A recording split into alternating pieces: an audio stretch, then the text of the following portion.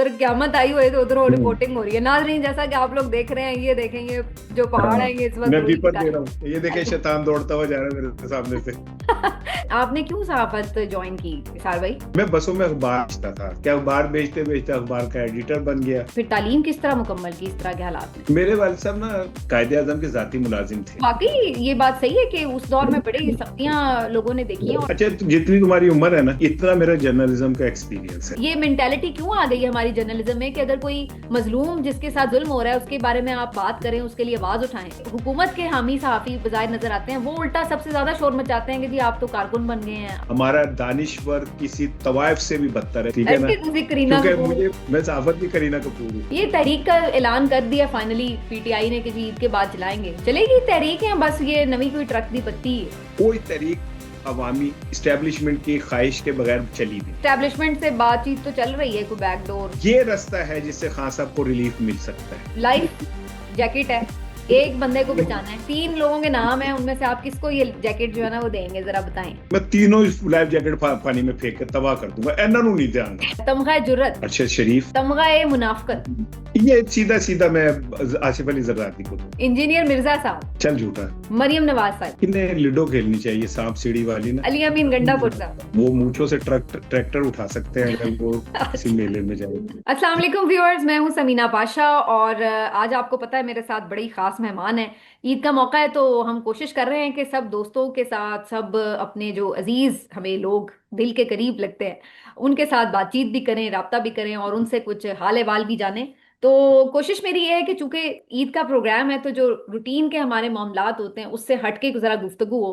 आप लोग भी तंग आ जाते हैं हमारी वही रोज की वो क्या कहते हैं आहोजारियां सुन सुन के तो हमारा रोना धोना वही रहता है। तो आज जरा हम थोड़ी डिफरेंट सी गुफ्तगू करेंगे और खास तौर पर इसार भाई के साथ इसलिए मुझे बड़ा मजा आता है क्योंकि आपको पता है वो तो आम गुफ्तगू में भी ऐसा तड़का लगाते हैं मिजाज का भी और तंज का भी कि लुत्फ आ जाता है। तो इसलिए मैं तो हमेशा उनके साथ गुफ्तगू बड़ी इंजॉय करती हूँ। इसार भाई अस्सलाम वालेकुम, कैसे हैं आप? खैरियत से हैं? ईद मुबारक। जी वालेकुम सलाम। ये ईद का शो कर रही हो और हाल तुम्हारा ऐसे जैसे तुम रोजे से हो। हैं? मैंने समझे ना, आप आज भी रोजा ही रखा हुआ है। अच्छा अच्छा। हाँ, आप जो अकेले अकेले चाय भी पी रहे हैं साथ साथ, ये भी ठीक है। और आप ईद वाले दिन भी यू नो, दफ्तर आए हुए हैं। बंदा ईद वाले दिन घर ही बैठ जाता भाई हमारा तो जिंदगी जो है ना, मैं अपनी बेटी को बता रहा था क्यामत वाले दिन क्या होगा, पहाड़ ऐसे हो जाएंगे, जमीन ऐसे हो जाएगी। तो उसने मुझे कहा कि आपकी छुट्टी होगी कि नहीं उस दिन। तो है। अच्छा। मैंने कहा देखे, ऐसा ना हो कि कहीं वहां से लाइव प्रोग्राम कर रहा हूँ मैं। अ, वैसे सहाफियों का कोई पता भी नहीं, उधर क्यामत आई हुई है तो उधर हम्म। रिपोर्टिंग हो रही है। नाजरीन, जैसा कि आप लोग देख रहे हैं, ये देखेंगे जो पहाड़ हाँ, है ये इस वक्त मैं रुई बीपर का दे रहा हूँ, है। बीपर दे रहा हूँ मैं। ये देखे शैतान दौड़ता हुआ जा रहा है मेरे सामने से। अल्लाह हाफिज। सही बात है। नहीं, वैसे भी हम जैसे जो गरीब गुरबा साफी होते हैं ना उनको काम करना ही पड़ता है ना इसार भाई। अब देखें ना, हम बड़ी बड़ी महफिलों में बैठने वाले साफी तो हैं कोई नहीं कि जो बगैर काम के भी अमीर कबीर हों, बड़ी बड़ी गाड़ियां रखें। नहीं, क्या ख्याल है? मैं ना एक साफी की अभी पिछले दिनों गाड़ी में बैठ गया था। वो ये कि मैं कहीं प्रोग्राम कर रहा था तो वहां से पता है अब अगले जगह जाना था, वहां पे उन्होंने भी जाना था, मैंने भी। तो यकीन करना मैं डिप्रेशन में चला गया। अच्छा। 1.5 करोड़ की गाड़ी थी और वो ये कह रहा था कि मेरे बेटे को पसंद नहीं आई है तो मैं उसके लिए एक नई गाड़ी ले रहा हूँ। तो मैंने फटाफट अपनी तनख्वाह का हिसाब लगाना शुरू किया कि यार मैं जब तनख्वाह लेके आता हूँ तो फिर खर्चने के बाद मेरे पास हसरतें ही रह जाती हैं। तो यार ये कौन लोग हैं सहाफी ये वाले। तो वही नहीं, उनके वैसे आप दास्तान क्या नीचे करने हैं। आए थे सहाफत में? आपने आपने क्यों सहाफत ज्वाइन की इसार भाई? आज मैंने गपशप भी करनी है। एक्चुअली ना, हाँ। हाँ एक्चुअली मैं अगर दिलचस्प तुम बात बताऊं, मैं ना बेसिकली अखबार से मेरा ताल्लुक जो है ना, मैं 11 साल की उम्र में था तब से बना। मैं बसों में अखबार बेचता था और मैंने कई साल बसों में अखबार बेचे। तो अखबार से तो मोहब्बत मेरी एक 11 साल की उम्र में हो गई थी। और मैंने 1 साल 2 साल अखबार नहीं बेचे, मैंने को 10 12 साल बसों में अखबार बेचे, उसी में मैंने अपनी तालीम मुकम्मल की, उसी में अपना जो वो सारा कुछ है वो किया। अच्छा। ये और मैं अखबार बेच के फिर मैं एक क्या कहते हैं ऑफिस में चपड़ासी था। छोटे गोली की डब्बी लेके आते, हाफ सेट चाय फाड़ के ले आइए वो। तो वो एक अखबार के साथ मेरी जो मोहब्बत है ना, क्योंकि अखबार बेचने वाले ना अखबार ऐसे रखते हैं अपने हाथ पे इस तरह करके, तो हम्म। वो जब पसीना कागज पे पड़ता है तो उसकी एक खास किस्म की स्याही की और कागज की खुशबू बनती है। वो आज तक मेरे अंदर मौजूद है। वो बस फिर अखबार से ऐसी मोहब्बत बनी कि अखबार बेचते बेचते अखबार का एडिटर बन गया। क्या बात है। और फिर चल सो चल। नहीं तो इतने इस तरह के हालात क्यों थे कि आपको इतने बचपन में काम करना पड़ा? यानी कि मेरा पूछने का मकसद ये है कि पेरेंट्स वगैरह क्या करते थे आपके, और फिर तालीम किस तरह मुकम्मल की इस तरह के हालात में? मेरे वालिद साहब ना कायदे आजम के जाती मुलाजिम थे, और बड़े जबरदस्त शख्सियत, क्या उर्दू उनकी, क्या उनका तहतो लफ्ज, और क्या वो उस वक्त के पढ़े हुए आदमी थे। लेकिन जब वो पाकिस्तान आए तो उन्होंने, आप सुन के हैरान होगी कि यहाँ जब कैंप थे वहां पे आके उन्होंने मेरे वालदा को ऊपर बिठाया, और मेरे भाई, बड़ा भाई जो था मुश्ताक नाज साहब, उनको बिठाया। और वो जाके बाहर जाके उन्होंने कोई काम शाम करके वहां से वो कुछ पैसे लेके और खाना लेके आए। उन्होंने कैंप का खाना नहीं खाया था। तो मैं उन्हें बाद में कहता रहा कि ये इतने लोग हैं, ये क्या कहते हैं, वो वर्कर्स पाकिस्तान के लिए पता नहीं क्या क्या। तो उन्होंने कहा कि मेरी मोहब्बत कायदे आजम से थी, तो उसके मैंने पैसे नहीं बटने। वो बड़े एक सेल्फ मेड आदमी थे, वो ही हमें फिर कन्वर्ट हो गया। हम्म। तो हम फिर इसी तरह चलते रहे। क्या चल बात। सो चल होती रही हो। तो इसार भाई, ये जो इस वक्त की सिचुएशन है मुल्क में सहाफत की, इस तरह की, आपकी तो एज जाहिर है मुझसे ज्यादा है और आपने बड़े उतार चढ़ाव देखे हैं। लोग कहते हैं जी आप लोग ऐसे ही शोर मचाते हैं, या आप लोगों ने अभी 2022 के बाद सहाफत शुरू की है, जो आप लोगों को ये मुश्किल हालात लग रहे हैं। ज़िया का दौर देखें आप, ये उससे पहले भी बड़े इस तरह के हालात देखे गए। तो वाकई ये बात सही है कि उस दौर में बड़ी सख्तियां लोगों ने देखी हैं, और ये आज का जो दौर है ये तो उस लिहाज से कुछ भी नहीं। अच्छा, तो जितनी तुम्हारी उम्र है ना, इतना मेरा जर्नलिज्म का एक्सपीरियंस है। ऐसे ही। और मैंने, ये नहीं है कि मैं एडा का पुराना कि मैं जो अखबार पत्तियां दे छपदा सी उदों दा हैगा। लेकिन ये कि मैंने बहरहाल सहाफत के बहुत रंग देखे। मैंने वो वहां से शुरू किया था अखबार, जब वो अखबार की किताबत होती थी। हम्म। ठीक है ना। अखबार अब तो टाइप होता है ना, पहले किताबत होती थी, और कातिब बैठते थे और वो अखबार हम खबर बना के उन्हें भेजते थे, तो वो फिर उसको किताबत करते थे। हम्म। उस दौर से अखबार के साथ मैं वापस था। फिर मैंने बहुत दौर देखे अखबार के। और मैंने अल्हम्दुलिल्लाह को 4-5 अखबार बतौर एडिटर खुद भी लॉन्च किए। मैं खबरें का पहला एडिटर था, दिन का पहला एडिटर था मैं, क्या कहते हैं, आजाद का पहला एडिटर था, इनकलाब जंग ग्रुप का जो था उसका एडिटर मैं था। लॉन्चिंग मैं खुद लॉन्च की है मैंने। फिर मैंने दुनिया टीवी का एग्जीक्यूटिव एडिटर था, लॉन्च किया मैंने, उसकी टीम का मैं था। फिर मैंने दिन टीवी, फिर वैल्यू टीवी लॉन्च किया, फिर मैंने चैनल 5 लॉन्च किया। तो ऐसा नहीं है कि मैं मतलब एम ही का, एक मेरे एक वो है। मैंने अपनी पूरी लाइफ में इतनी सख्ती और इतने मुश्किल हालात जियाउल हक के मार्शल्ला में भी नहीं देखे थे। अच्छा। मैं जियाउल हक के मार्शल्ला में भी था, वो कोई तकरीबन 13 साल का था।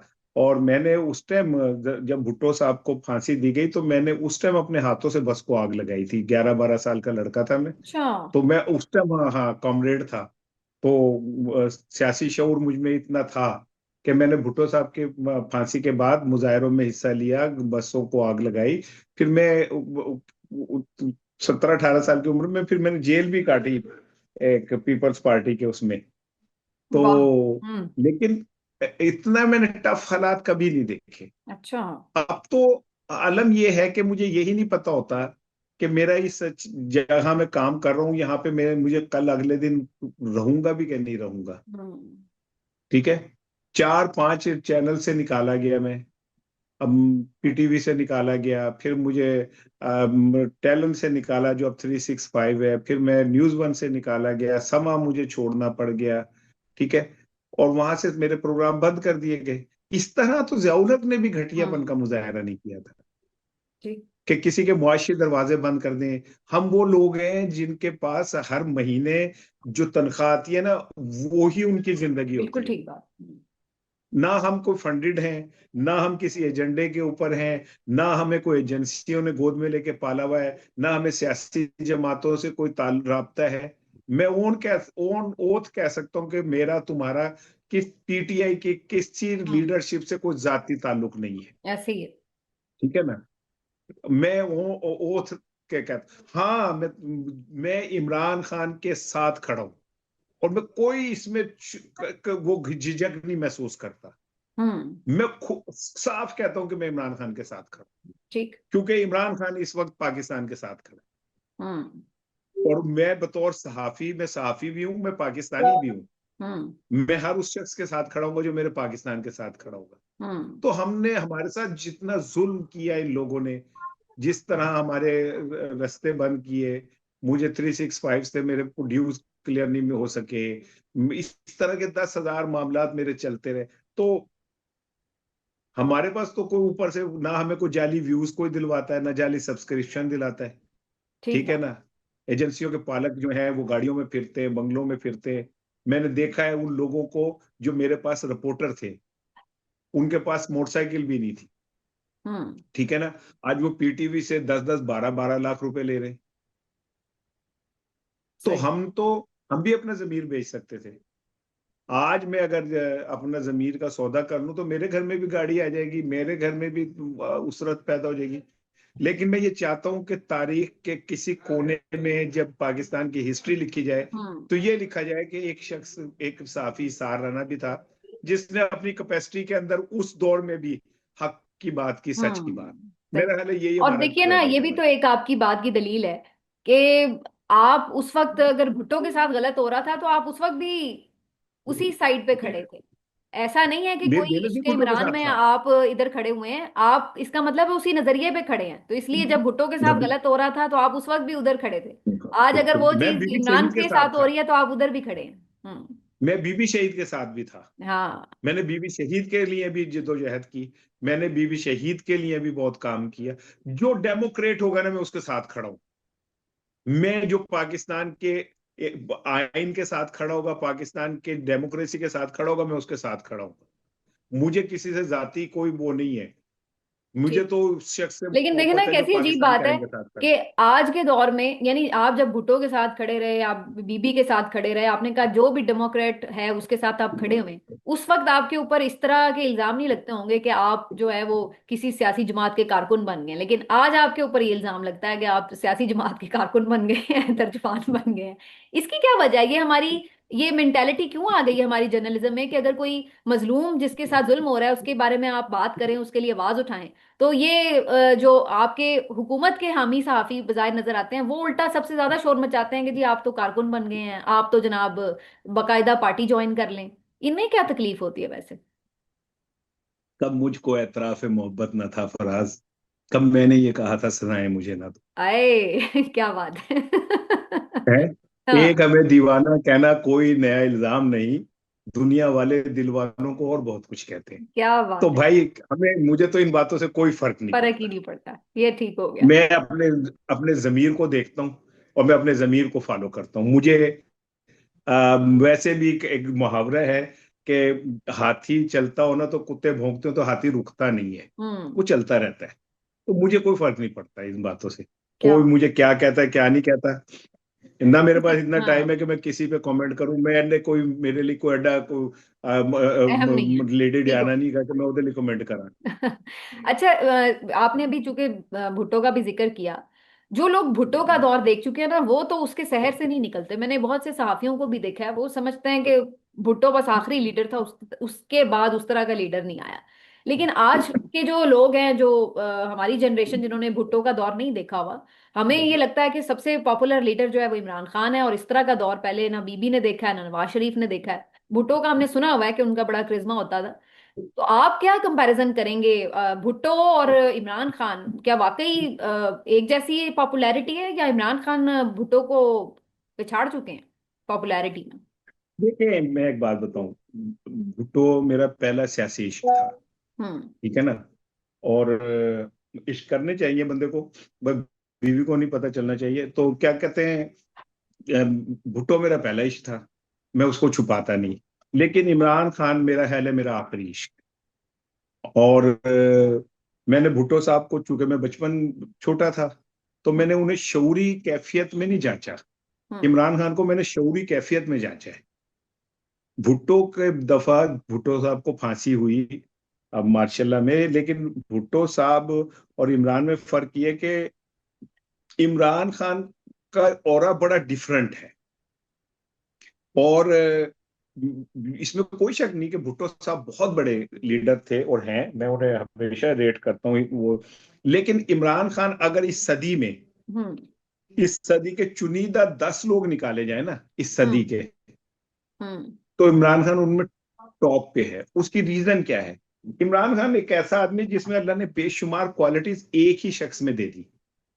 वो बड़ा धनी क्रिकेटर, हम्म। बड़ा क्या कहते हैं कामयाब कप्तान, फिर फिलैंथ्रोपिस्ट, उससे बड़ा पाकिस्तान में कोई नहीं।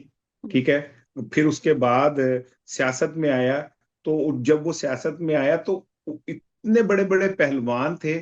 आपको मैं दिलचस्प बात बताऊं, मेरे खान साहब से ताल्लुक है 1997 से।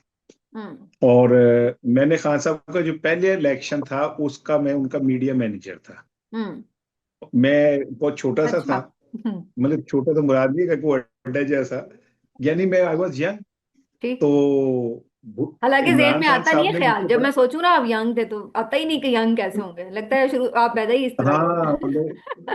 हाँ मैं और क्या कहते हैं, वो किशोर के जो भाई थे ना, वो किशोर कुमार के भाई क्या नाम था, वो हम जो बचपन से ही बूढ़े पैदा हुए थे। अच्छा। ठीक है ना। तो अच्छा, तो आप बता रहे थे आप वो। अशोक कुमार। अच्छा। हाँ। तो खान साहब ने मुझ पर बड़ा ट्रस्ट किया, हम्म। मेरे मशवरों पे बड़ा ट्रस्ट किया। मैं दिन अखबार का एडिटर था। और जाहिर है अब से 28 साल पहले मैं, फर्क तो काफी होगा ना। तो हम्म। मैंने वो इमरान खान के करीब होके जो चीज नोट की ना, वो ये कि उसमें एक क्वालिटी ये है कि वो अपने सामने वाले की सलाहियत को बहुत तेजी से रीड करता है, फिर उसको इस्तेमाल करना जानता है। यानी एक मैं लड़का सा था, मेरे इर्द गिर्द बड़े प्रोफेसर और ये और वो सारी थे, लेकिन इमरान खान मेरी बात को बड़ी वैल्यू देता था। लेकिन आपको उससे भी ना दिलचस्प बात बताऊं, जब खान साहब वजीर आजम बने ना, तो मैं उनसे एक दफा भी नहीं, हम्म। सिर्फ उस दिन मिला था जिस दिन उन्होंने साइफर दिखाया था ना साफियों को बुला अच्छा। के। हम्म। तो हाँ, वो आखिरी दिन सी होना था। हम्म। तो मैं उस दिन जाके उन्हें मिला, मैं उनके दरबार पे हाजिरी नहीं दी जब वो वजीर आजम थे। हम्म। मैंने उनसे कोई ताल्लुक नहीं रखा। ये उन लोगों के मुंह पे थप्पड़ में मारना चाहता हूँ जो हमें ये कहते हैं ना कि शायद पता नहीं हमारा क्या है। जब वो इमरान खान से लिया जा सकता था तो मैं उसे एक दिन भी नहीं मिला था। हम्म। हाँ, जब इमरान खान की हुकूमत चली गई फिर मैं उसके साथ खड़ा था, हम्म। क्योंकि हम वो लोग यानी कि हैं तुसी जो, जाके काम पाया सी आखिरी वाला। हाँ बिल्कुल ऐसे ही है। आखिरी जो कील ठोकी थी वो मैंने ही ठोकी थी। अच्छा, मजे की बात बताऊं, वहां पे जब उनसे गुफ्तगू शुरू हुई खान साहब से हम्म। साइफर पे, तो मैं हैरान हो गया। वहां पे बड़े बड़े नामवर सहाफी मौजूद थे। हम्म। वो सवाल ही नहीं कर रहे थे जो खान साहब चाह रहे थे। फिर बंदा नाचीज ने बिल्कुल उसी तरह, जैसे कभी मेले ठेलों में बच्चे पैरों के नीचे से निकल के आगे आके खड़े हो जाते थे ना, मतारी का कोई शो रहा होता था या कोई तमाशा हो रहा था। मैंने उसी तरह खोनी शोनी मार के आगे होकर मैंने दो सवाल किए जो वो चाह रहे थे कि उनसे सवाल किए जाए, हम्म। बिकॉज आई नो हिम के वो क्या क्या रहे थे।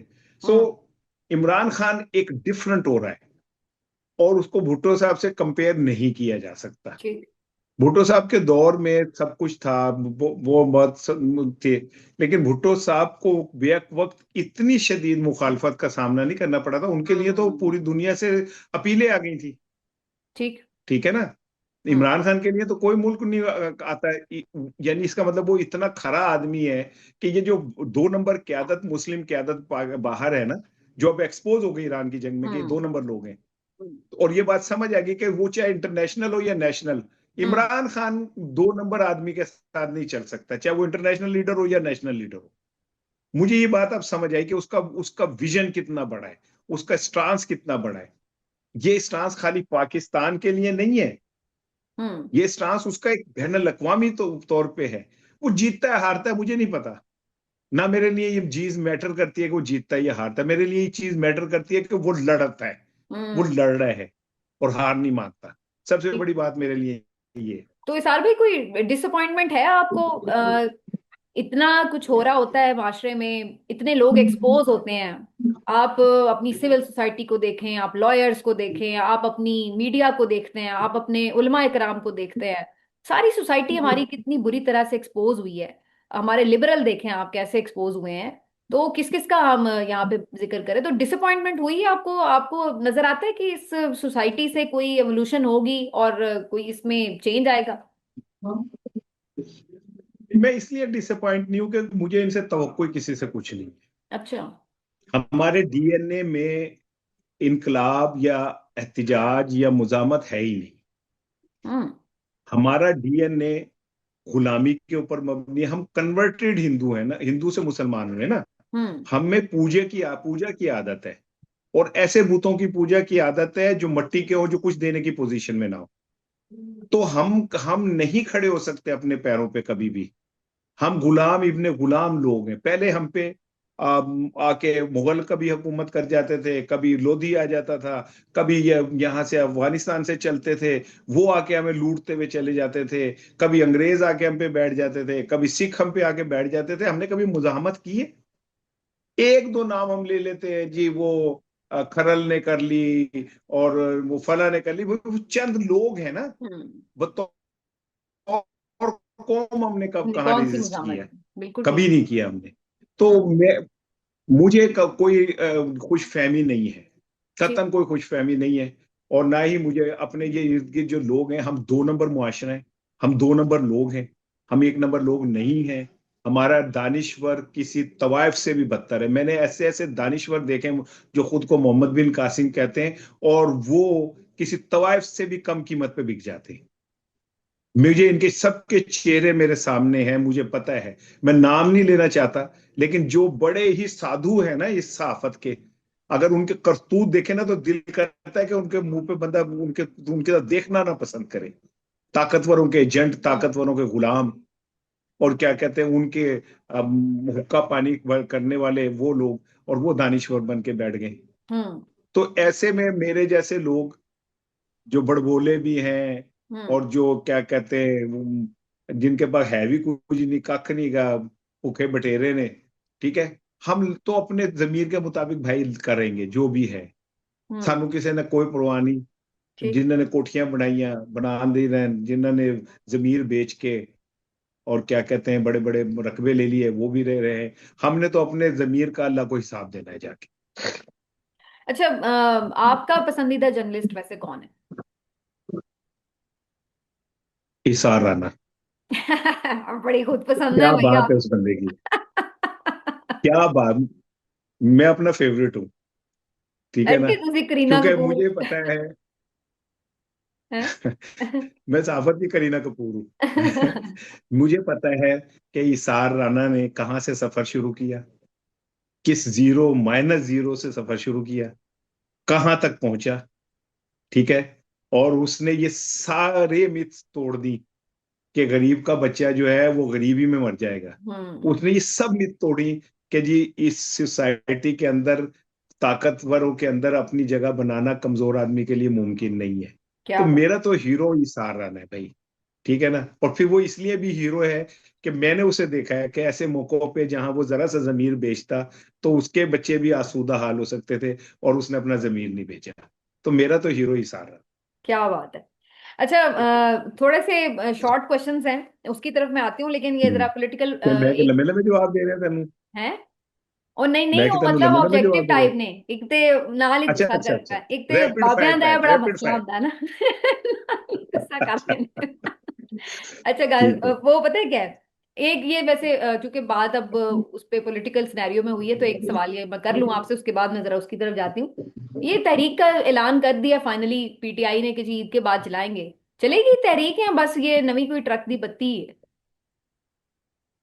तहरीक आज तक पाकिस्तान में कोई तहरीक इस्टेब्लिशमेंट की मर्जी के बगैर कामयाब नहीं। हम्म। कोई तहरीक अवामी इस्टेब्लिशमेंट की ख्वाहिश के बगैर चली भी नहीं। हम्म। नहीं तो ठीक है। ये अब जो कह रहे हैं जुल्फकार अली। कि इस्टेब्लिशमेंट से बातचीत तो चल रही है, कोई बैकडोर, ये भी तो बातें आजकल हो रही हैं। हाँ। ये है कोई? नहीं, आज पॉजिटिव चीज भी हुई है ना, देखिए खान साहब का मेडिकल बोर्ड बन गया, हम्म। और उन्होंने जाके खान साहब का मुआयना भी कर लिया हम्म। और चीफ कमिश्नर को रिपोर्ट भी दे दी। ये रास्ता है जिससे खान साहब को रिलीफ मिल सकता है। हम्म। ये रिपोर्ट में वो ये सजेस्ट कर दें कि खान साहब को हॉस्पिटल शिफ्ट करना चाहिए, तो फिर वो कोई दुनिया की ताकत उन्हें नहीं रोक सकती। लेकिन मैं आपको बता रहा हूँ जो मेरे इत्तलात है, मैं मुनीफ फारूक तो नहीं हूँ, ठीक है ना, या हसन अयूब नहीं हूँ, लेकिन मैं ये आपको बता दूं कि इस्टेब्लिशमेंट इमरान खान को छोड़ने के मूड में नहीं है। नहीं है। सही। किसी शक्ल में इमरान खान को रिहा करने के मूड में नहीं ठीक। है। ये पॉइंट ऑफ नो रिटर्न पे दोनों चीजें हैं। ये तो बड़ी खौफनाक फिर सूरत हाल है हमारे लिए। अच्छा इसार भाई, ये बताएं कि अब जरा थोड़े से मैं शॉर्ट क्वेश्चंस की तरफ आ गई हूँ। अच्छा आपके पास जी एक लाइफ जैकेट है, एक बंदे को बचाना है, आपके पास अपनी है और उसके अलावा एक एक्स्ट्रा है, तो तीन लोगों के नाम हैं, उनमें से आप किसको ये जैकेट जो है ना वो देंगे, जरा बताएं। एक है जी काजी फाइज ईसा साहब, आसिफ जरदारी साहब, या मौलाना फजल रहमान साहब। मैं तीनों इस लाइफ जैकेट पानी में फेंक के तबाह कर दूंगा, इन्हों नहीं देंगा मैं।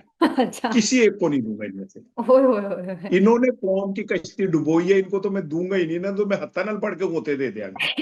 अच्छा ठीक है। अच्छा ये बताएं कि ये कुछ तमगे हैं, ये तमगों का मैं नाम लूंगी, आपने बताना है आप ये तमगा किसको देंगे पाकिस्तान के अंदर, ठीक है। तमगा है सदाकत, ए ते अपने आप ਨੂੰ ही पालोगे तुसी। नहीं, आज मैं यहाँ पे थोड़ा सा मैं करूंगा, इसमें तीन चार नाम है। अच्छा। इसमें समीना पाशा का नाम है, इसमें हाय औरिया हाय, मकबूल का क्या नाम बात है, है। Thank you. ठीक है। क्या कहते हैं, हबीब अकरम का नाम है। बहुत सारे लोग हैं जिनका नाम आता है, मैं उन्हें इन्हें ये तमगा दूं। क्या बात। तमगा है खुशामद। बहुत सारे लोग नाराज हो जाएंगे।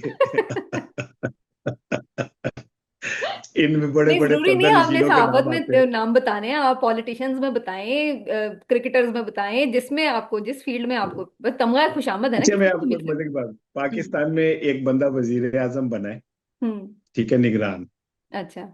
वो एक डिनर में था, तो जब डिनर शुरू हुआ तो उसमें जनरल बाजवा भी थे। हम्म। तो कहते हैं कि उसने ना एक प्लेट हाथ में ऐसे पकड़ रखी थी। हम्म। तो जो आदमी मुझे वाकया सुनाया था, मैंने उसे कहा कि आप भी लेना, तो कहता मैं लेता हूँ। तो जैसे जनरल बाजवा जो थे खाने की तब बड़े, तो उसने भाग के वो प्लेट उन्हें पेश की कि ये लें सर, या आप लें, मैंने सर इसे साफ किया अच्छी तरह, तो आप इसमें लें। अच्छा। तो फिर कहते हैं कि मैंने फिर उसे कहा खा, तो उसने कहा ठहर जाए, एक प्लेट और पकड़ रखी थी। कहता है जब बाजवा साहब की वो प्लेट थोड़ी खराब हो गई, तो वो उसने एकदम कहा कि ये प्लेट मुझे दें, ये वाली नई प्लेट आप ले लें। फिर हम्म। वो पाकिस्तान का निगरान वजीर आजम भी बना। अच्छा। तो खुशामदों की तो आप सोच ही नहीं सकते कि कहाँ क्या टफ लेवल मुकाबला क्या है। है। हाँ, टफ मुकाबला तो दसो तो सही, कोई एक ना ते लवो ना। है। ये जो छोटे छोटे है ना लोग, जिनको हम पीटीवी वाले, ये वो, मैं इनको कभी भी इस लेवल पे नहीं हम्म। समझता। ठीक। जो तमगा नहीं देना आप। बिगाड़ हमारे जो बिगाड़ हमारे सीनियर जर्नलिस्ट और दानिश्वरों ने किया ना सोसाइटी में, जिन्होंने नवाज शरीफ से मुलाकात, उसके अब्बू से मुलाकात करके ये कहा कि जी, उसके वालिद साहब ने कहा, नवाज साहब के वालिद साहब ने कहा कि जी अगर मैं अपने बेटे को वजीर आजम बनाना चाहवा, तो की करा। फिर उन्होंने बताया कि जी इतने पैसे निकालें, रखें, और यूं करें यूं करें। वो खुशामदी आज तक उनके साथ चिपके हुए, मैं हम्म। नाम मजबूरन नहीं ले रहा, कुछ ठीक। वजूहात की बिना नहीं पे ठीक ना। है मैम और आप। उन्होंने इस मुल्क का तबाह किया। चलें, इसमें तो भाई टफ मुकाबला था तो विसार भाई ने कोई नाम नहीं लिया। तमगा जुर्रत। हाँ, अरशद शरीफ को तमगा जुबरत। क्या बात। तमगा ए मुनाफकत, ये भी टफ मुकाबला है। ये सीधा सीधा मैं आसिफ अली जरदारी को दूंगा। अच्छा। सही। आसिफ अली जरदारी को दूंगा, ठीक ओके। है ना। जितनी पाकिस्तान की सियासत में मुनाफकत आसिफ अली जरदारी कर रहा है, कोई नहीं कर। तमगा ए बुजदली। जियाउल हक।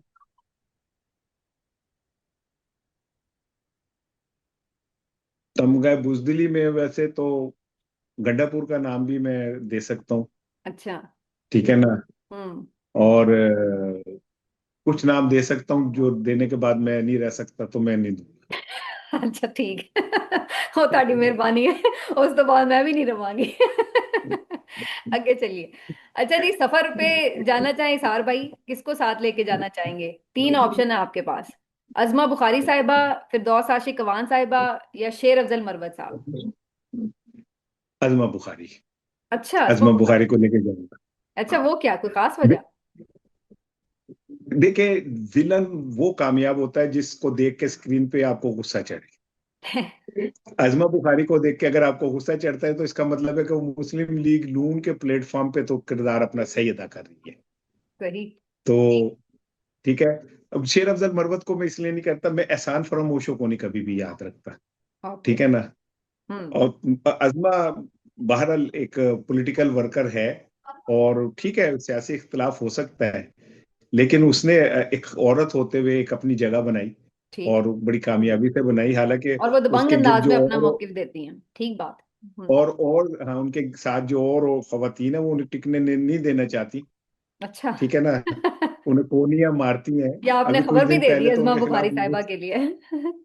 हाँ, ठीक है। कुछ दिन पहले मुस्लिम लीग नून में उनके खिलाफ कैंपेन चली कि जी इनको हटा दिया जाए। तो हाँ। उसमें खुद उनके साथ वाली कुछ वुजरा थी, सीनियर वगैरह अच्छा। टाइप, जिनको की ख्वाहिश थी। हाँ जी। ओके। अच्छा, सार भाई, ये शख्सियात के मैं नाम लूंगी, बस आपने ने जल्दी जल्दी मशवरे देने हैं। फिर हम इसको वाइंड अप करेंगे। फवाद चौधरी साहब, मशवरा दें? लगे रहो मुन्ना भाई, लगे रहो मुन्ना भाई। ओके। इंजीनियर मिर्जा साहब। चल झूठा। अच्छा। शाहिद आफरीदी। मासूम बच्चा। अच्छा। कहने में आ जाए। अच्छा अच्छा। सुहेल आफरीदी।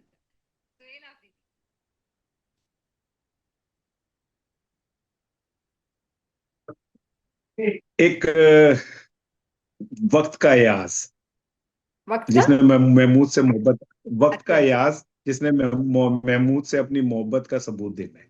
अच्छा। अच्छा, इंटरेस्टिंग। सही। फैसल वावडा। पॉलिश लोटा। अच्छा। अच्छा जी, लास्टली मैं पॉलिटिशियंस के नाम लूंगी, आपने बताना है कि इनको कौन सी गेम खेलनी चाहिए। अगर ये कोई गेम खेलें तो कौन सी खेलें? मरियम नवाज साहिबा। इन्हें लूडो खेलनी चाहिए, सांप सीढ़ी वाली ना, 99 पे आके सांप जो डंग मारता है ना, वो वाली। ओए होए होए होए। अच्छा। ये जवाब किसी और इनका ने भी दिया वैसे रन उनके बारे में। स्कीम। अच्छा। हाँ। बिलावल भुट्टो। उन्हें ना गुड्डे गुड़िया का खेल खेलना चाहिए। अच्छा। मौलाना फजल रहमान साहब। मौलाना फजल रहमान साहब को जापान जाना चाहिए, वहां सोमो रेसलिंग में हिस्सा लेना ओए चाहिए। ओए। अली अमीन गंडापुर साहब।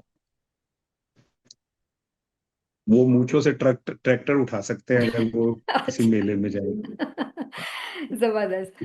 सार भाई, जबरदस्त आपने जवाब दिए, और यकीन मानिए बड़ा लुत्फ आया मुझे आपसे गुफ्तगू करके। जो पहला हिस्सा था प्रोग्राम का उसमें भी बहुत जबरदस्त आपकी गुफ्तगू, और बाकी तो जाहिर है आपके बड़े क्रंची जवाब होते हैं।